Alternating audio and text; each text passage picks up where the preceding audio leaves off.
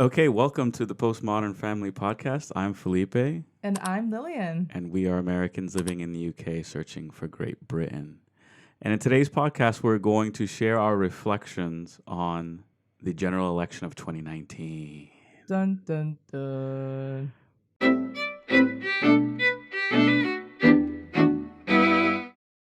To begin with, why don't we share some thoughts on the run-up to the election, the campaigning and such. So what did you think were the main differences between a U.S. campaign and a British campaign? Well, I didn't notice very much besides what was coming in the post. There was a lot of just leaflets and advertisements. And then on top of that, there was Facebook that people were talking about things, and also sponsored ads would show up on my Facebook for both sides, for Labour and for Conservatives. Nothing for Lib Dem except in the post. But on Facebook, it didn't show up. Lib Dems didn't show up. For me, one of the big differences is there were no campaign signs in front of people's houses. Oh, right, yeah. So there was no vote Boris, no bumper get stickers. Brexit done, no flags on the back of pickup trucks. Yeah, but at the same time, it's like they didn't have enough warning for when this election would be. Whereas in America, we know the presidential election, at least, is always going to be in November sometime. Whereas then so you have like a whole year to like make custom bumper stickers with slogans. Right. Whereas it wasn't announced until when? A month ago? Yeah, it was, I think it was either October or November. Probably November, I think, if I remember correctly. Yeah. When he finally got his wish. Boris got his wish. Exactly. So, yeah, maybe that has to do with it. But we were here for the 2017 general election. And did we see bumper stickers? That was that was also... But it wasn't such short notice, I don't think. Theresa May's? I don't remember that. So have we been here for a normal 5-year cycle general election? No. The very first election it wasn't even an election, it was a referendum. The very first vote that we experienced. Referendum, not just a referendum, but the referendum. Was about a year after we had lived here. Yeah, we came in 2015 and the Brexit referendum was 2016. Yes. And then after that, with the whole Theresa May calling an election. But wasn't there a general election in 2015? David Cameron? Yeah, but we got here after the vote. Oh, okay, right. I don't know. I don't remember. Okay. Anyway, so perhaps in a more regular 5-year cycle, we'll see bumper stickers. No, there are no bumper stickers in the UK. No, I've seen a couple. The only bumper sticker I've seen is the GB, which is by law required. Yeah, if you don't have your country designation on your license plate. Oh, I see. I think that's the regulation. Yeah, when you're traveling into Europe. Oh, in the EU, if you're in the UK as well. If your number plate does not have the country designation on it, that means it just has letters and numbers, then you have to put the country code as a sticker on your car. Now, are we still in the EU today? Technically today, yes, of course. So today is 2 days after or the election, right? Today is, yes, Saturday, the what? No, it's not the 20th.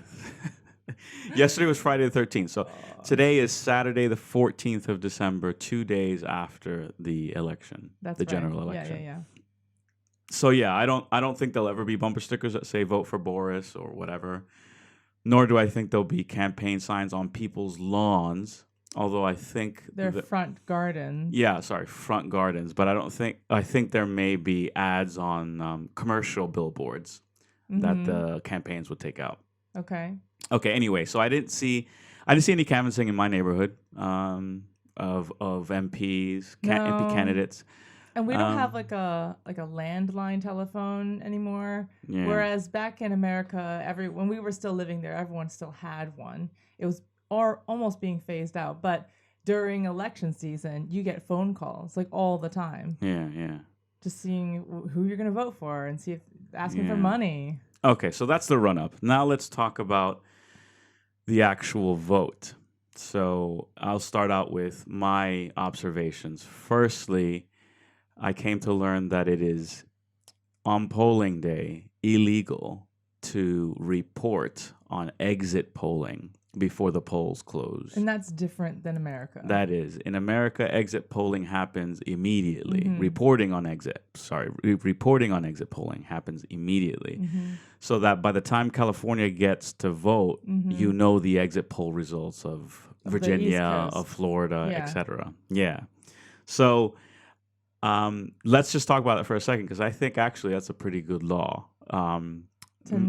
To not report on exit polling until polling closes, because it does influence people's selection. People do stay home. I mean, so this is the kind of the difference between the British mindset and the American mindset. The American would say, well, if they make the decision to stay home on the basis of exit polling from Florida, then that's their decision. Yeah. So it shouldn't be made illegal to report on exit polling. Own, prerogative. On the other hand, there's something good in the intention about not unduly influencing the vote on the basis of whatever, on the basis of anything but what the policy and candidates are about. So I can understand the intent behind the law. And I think if America was in one time zone like the UK is, it might work. Yeah. But given that there are, is it 3 or 4? It's 4, isn't there? There's East, Mountain, and West. Is that it? Yeah, there's okay, 3. 3. Given that there's the country sprawled across 3 time zones, then it might be a really difficult ask. But the day of on polling day, so there's no reporting, and I'm like checking the news, and I want to know about exit polls, and there's nothing at all, and I'm like, what's going on? So that's when I found that out. And then the second thing that was interesting for me on polling day was that people were not talking about it at work. They were not. Now, this was true of the referendum as well. I noticed that when that happened, people also weren't talking about it at all. And I think I had rehearsal with my choir that very same day. Yeah. And it's everyone was silent about it. Yeah, it's like the British swear a code of silence about the election on the day. I'm not sure. Because it was a Thursday. I had choir just this past time, too. And no one talked about having voted or not. Yeah. It's like a code of silence, an oath of silence on polling day about the election so that you don't influence other people. Yeah. Whereas in America, in the the polling stations, you get a sticker that says, I voted. And you walk around all day with that sticker on to then hopefully encourage other people to vote. Yeah. What is the turnout like in America usually for elections? I don't know off the top of my head, but I believe it's in the 50 to 60%. Okay. range. And then here it's around 60s to 70s. I think lately it has been. Point of interest that I learned from my Australian colleague: in Australia, it's law that you vote. So if you don't vote, you're breaking the law. Wow. So everyone casts a vote. Interesting. Yeah. Interesting. Yeah. Can they cast to like a non-vote, like a No. I don't care? No. Oh, really? Yeah. So they have to vote for somebody. Anyway, the other interesting point is that the ballots are all paper ballots. 100% paper ballots. No machines. No machines. No hanging chads. Yep. No machines at all that rely on punch holes on a paper, or no digital screens that rely on just touching a screen. Yeah. So I've seen videos of like an error where the machine corrects the vote, quote unquote. Right? Where someone's clearly voting for the top one and then the bottom one keeps getting selected. Yeah. And the machines are hackable, I guess. Yeah, I mean, if it's anything hackable, it's dangerous. Yeah.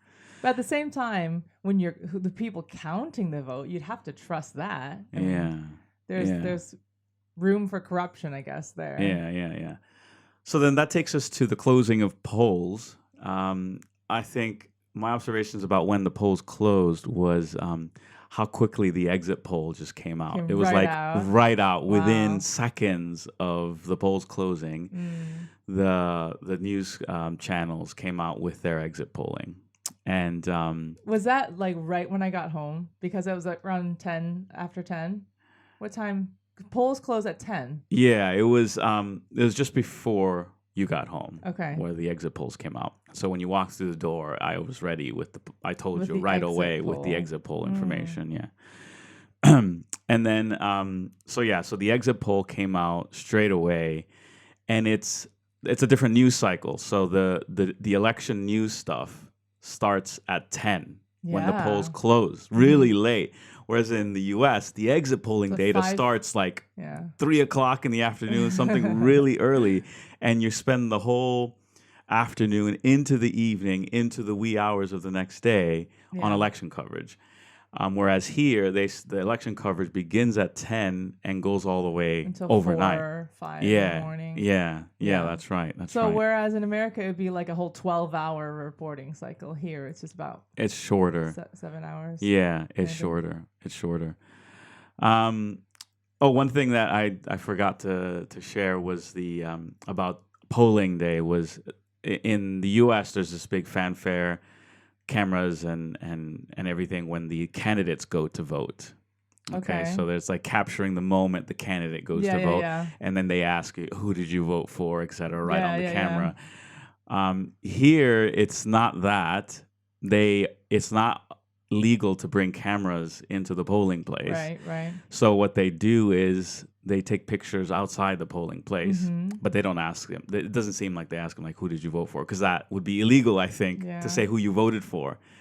That's right. Yeah, you can't at a polling station. You cannot ask. It would be someone, considered intimidation. Yeah, who they voted for. So there's this thing about getting a selfie in front of the polling place, and apparently with a dog. I don't get it, but I saw with a number dog. with a dog, like your dog, like you go to Okay. the polling place with your dog and you take a picture. So the dog can go in with you? I don't know, man. I'm just catching it on just on headlines and stuff. I don't know exactly. There's a next level of fascination with pets here compared to America. Way next level. It's already crazy. I mean, everyone loves their pets and buys and expends lots of money on them. But then here, you can bring them with you to the doctors and certain pubs. Yeah. So then jumping back to poll results coming out or exit polling coming out. So then the next thing of observation for me was the competitiveness between districts to finish counting. Right, because they want to be the first. They want to be the first to declare. Results. Yeah, the first to declare. And there's people running with ballot boxes. They're like, it's like a race. It's a race, and but then that scares me because it's like, how accurate can you be if you're like rushing to be the first counted? Yeah, I don't know. I think the British, perhaps, is it called the Election Commission? I don't know, but whoever runs the voting is a point of pride that this has good integrity. Right. And hundreds of years of good integrity in voting is very important to them in their mind.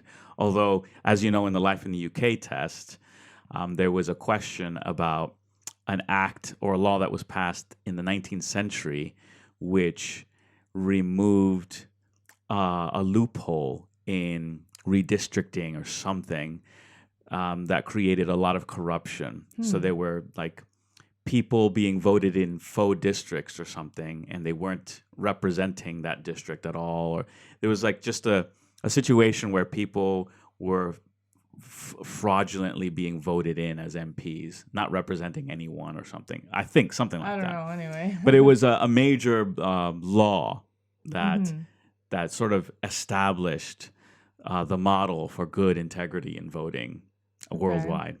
So anyway, I think it's a point of high pride that they protect the integrity of the voting.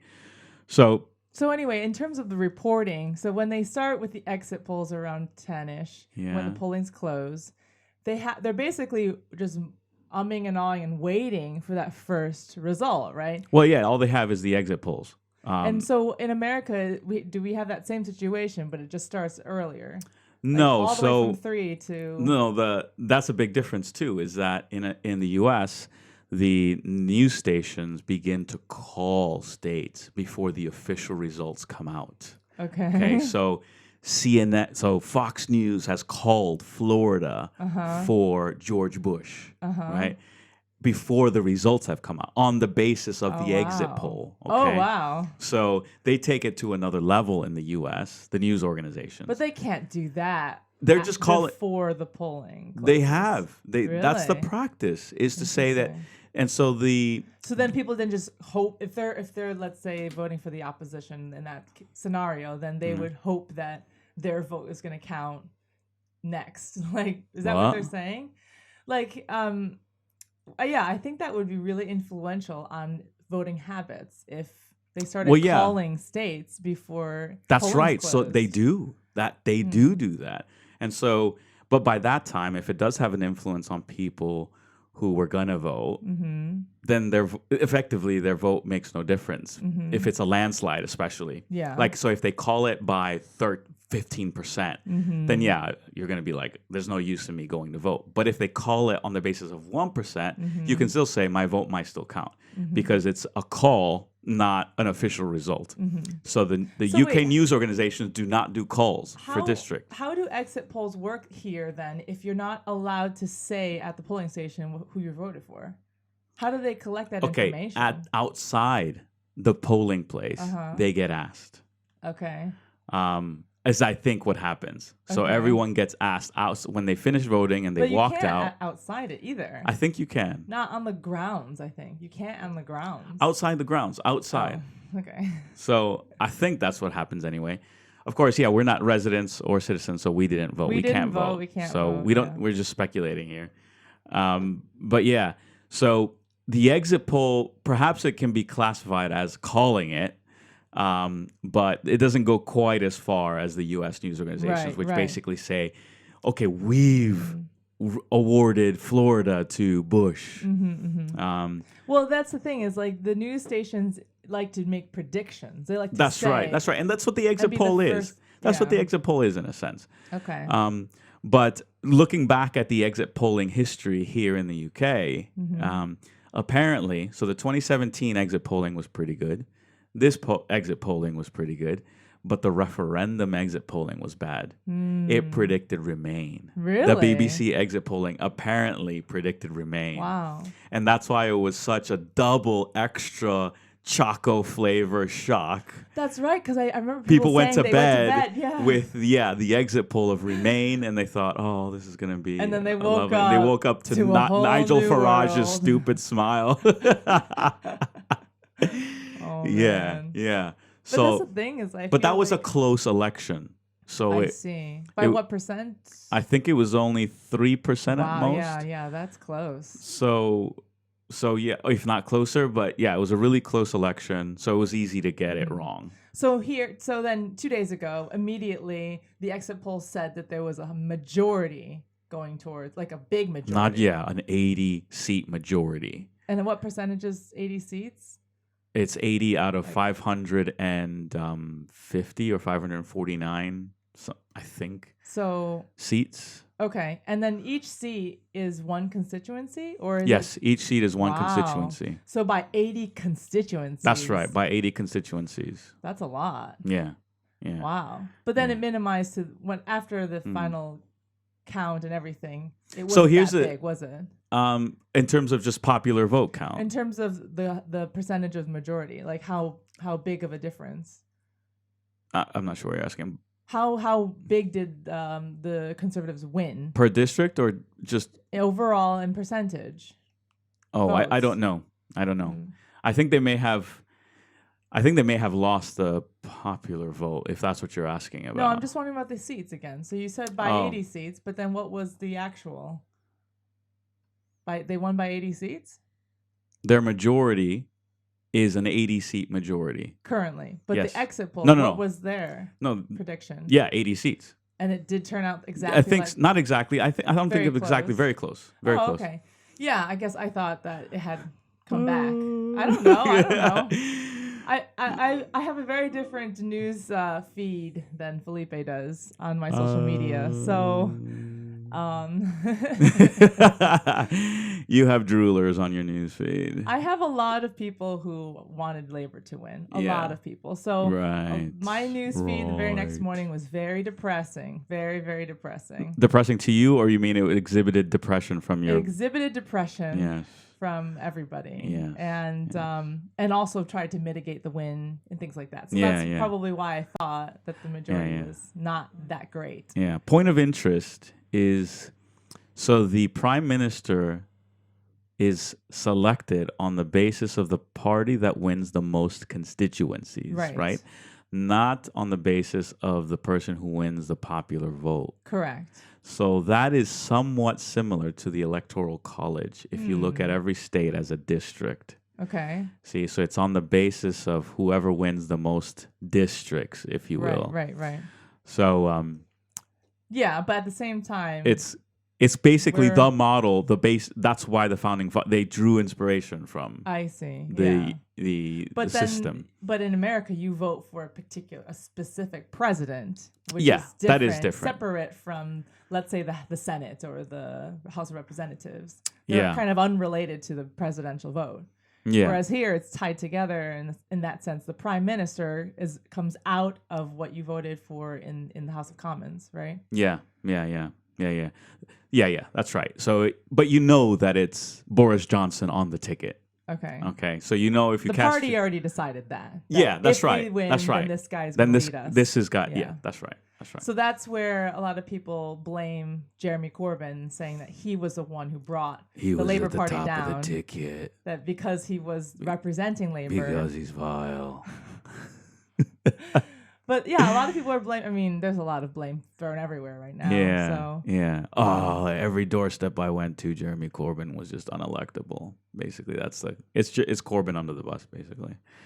And then he threw everyone else under the bus. During his speech. Yeah, did he? What did he say? He was saying that it was the Brexit. We shouldn't have pushed Brexit so hard on our, if we didn't have Brexit looming over us, then Labour would have won. Oh, and I then see. He also said that his own party was he blamed the media. That's right. He blamed the media and how so it's not throwing under the bus. He blamed other people. Yeah. So then, in terms of getting back to the reflection, so we talked about the paper ballots, we talked about the exit polling, we talked about the candidates. What about, for me, the reporting of the reaction to the exit poll? In the U.S., the cameras are at so-called headquarters of campaigns. And the headquarters are full of people waiting, looking at screens, for the results. That's right. And then immediately after results start rolling in, the cameras go and watch the reactions. And that is one of the more precious moments that occur in U.S. Election coverage. It's only precious if you won, like your side won. It's not so precious when you're defeated. But I didn't see any of that. No. I didn't see one bit of that. That's the interesting thing, is that because in America they have they don't care about people. Democratic headquarters and the Republican headquarters. And you basically have like hundreds of people there gathered together watching the news. With confetti waiting and balloons waiting at the top to drop. Yes, that's right. That's right. There was none of that. Well, and then because they're all spread out, I think, in their own constituencies at their own polling station. Because I think the most exciting part of the election, watching the election, were them reporting the number of ballots that went towards each of the four parties. The number of ballots. The number of people. Yeah, they say like, the number of MPs. No. For each constituency. For each constituency when they're announcing. Yeah, that doesn't happen in the U.S. No, that's really That cool. is awesome. Because they put them all on the same stage. Yeah. They're sitting behind, or not, standing behind the person announcing the result. Yeah. And you see their reaction. That's right. Yeah, it's really interesting. And then the people who are there cheering, obviously, that's I think where people are gathered during the reporting. Like that would be similar to the headquarters, I guess. But they're all spread out. But can you imagine a U.S. presidential election where the candidates sit behind the person making the announcement about who won? It's like a Miss America pageant. And then the loser candidate is is meant to like just shake their hand, fake a hug and shake their hand. Yeah. But yeah, that's really interesting. That was interesting. And then I also thought like, well, I hadn't seen very many people, their faces, and I don't even know many of their names, but getting to see these candidates that were put forward, like some of them looked like they were teenagers, and some of them looked like they were there for a show, like they're dressed up, like wearing, I don't know. Some of them look like they had escaped the insane asylum. It was a little bit like, wow, that's who they're putting forward, but I guess it means that anyone can run. Yeah. So now let's talk about, so we've talked about some differences, but what was your reaction to the results? What did you think of the outcome? You mean, okay, well, I didn't stay awake. No, but of the exit polling. Let's say the exit polling. So when the exit polling, I was shocked. Like, first of all. Shocked and appalled. Not appalled. I was shocked because, first of all, no one has been talking about it in person to me. So all the news and the feel I get in terms of Labor or Conservative is a big mystery. Comes from my Facebook news feed. No, my news feed. And I am friends with a lot of people who I guess thought Corbyn was like the man to bring us into the future to save the NHS. You've collected a lot of Labour friends. I do. I seem to have a lot of Labour friends. Yeah. And so they were so proud to have voted for the homeless and have voted for the supporting the poor. Like virtue signaling extraordinaire, right?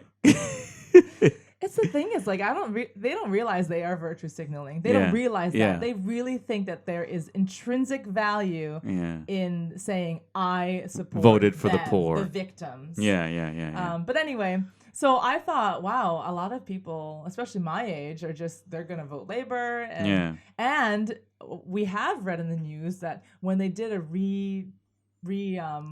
recount survey, when they did the survey for the Brexit referendum, remember? Yeah. That it supposedly came back that we should have remained. Do you remember this? It was like way after the referendum vote. People were like, they were calling for a revote, and everyone was so confident. They believed that the public, that the British people would actually do the right wanted thing. to remain. Yeah.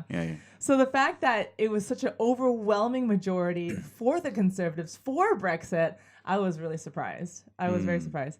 But then I realized... but be careful, because the Labour Party was also for Brexit at that time. Really? Yeah. So this wasn't down party lines. So now... The referendum was not down party lines, as far as I understand. Okay.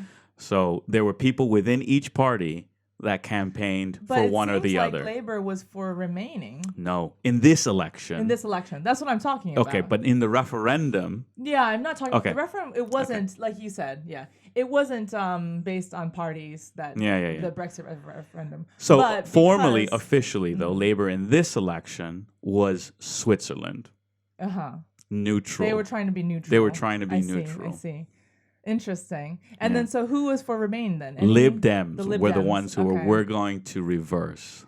Well, anyway, a lot of the people on my feed were for remaining, and I guess they were Labour Remainers.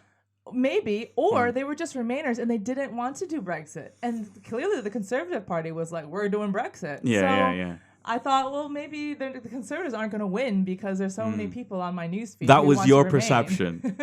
in your bubble of social media, you thought, wow, this election's going to go for Labour. Personally, I was a bit afraid if Jeremy Corbyn won. I was a little bit afraid of, like, how socialist the nation would become. Comrades. But at the same time, but when I heard the overwhelming majority, it was like, wow, actually there are a lot of people that might agree with socialism. With leaving and against socialism. Yeah, that's right. Yeah, it was surprising to me. It was like the first time that I had heard people were interested. Because I guess if you've permitted your Facebook newsfeed to cultivate your opinion of the UK British the British voting inclination, right, then it would have been shocking. The 80-seat majority to Tories would have been shocking to you, and that's what happened basically. Yeah.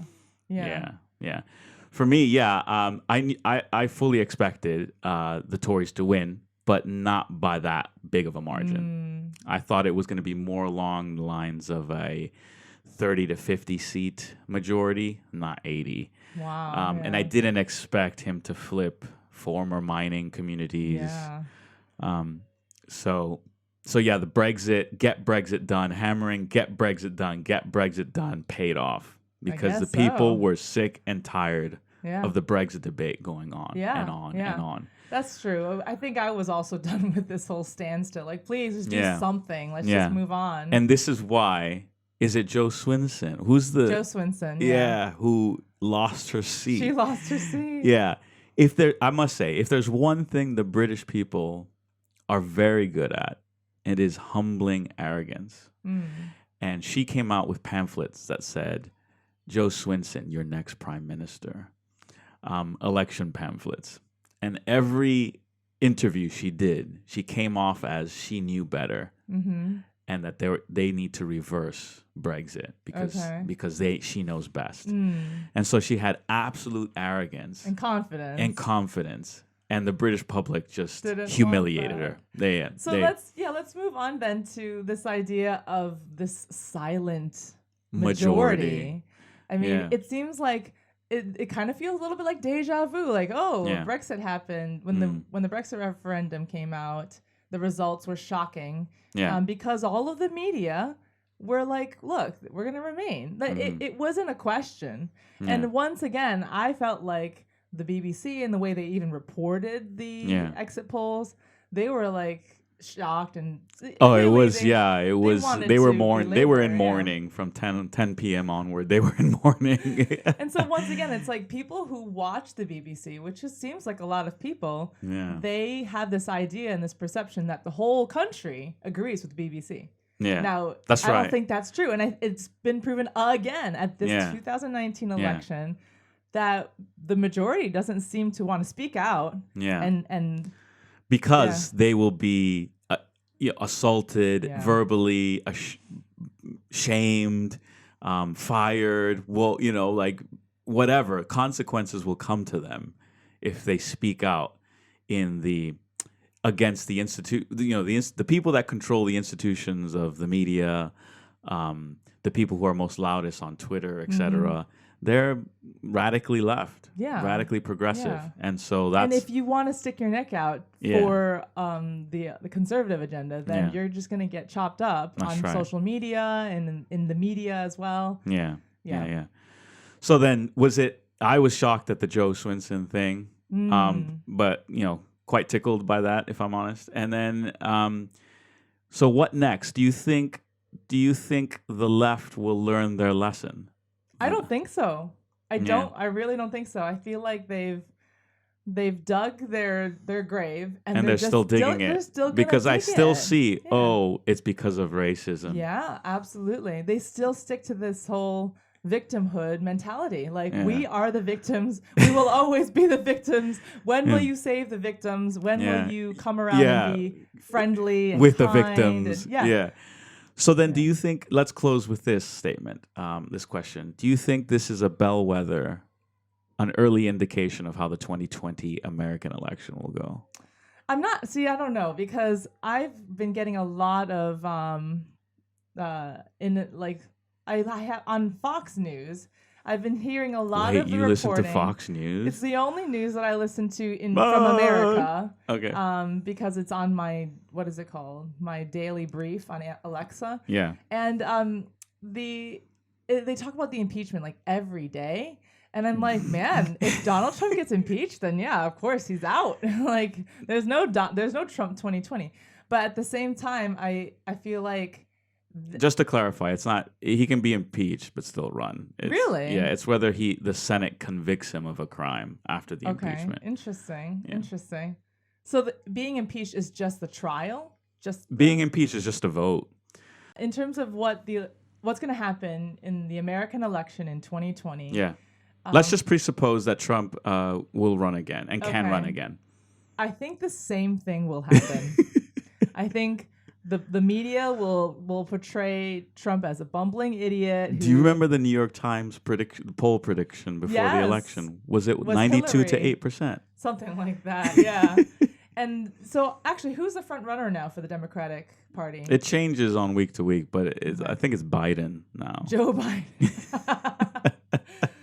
And then you showed me some photos of Hillary Clinton maybe gearing up. I think to she's throw gonna her run. hat. Oh I my think she's gonna run. goodness. I Oh think my she's gonna goodness. run. Anyway. Anyway, so let's call that. Thank you for listening to our podcast. We hope you enjoyed it. If you like what we do, you can become a patron at patreon.com/the Postmodern Family.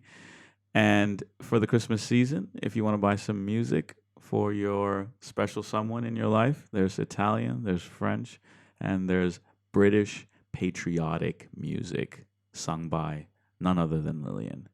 So buy that. Thank you. Bye. Bye.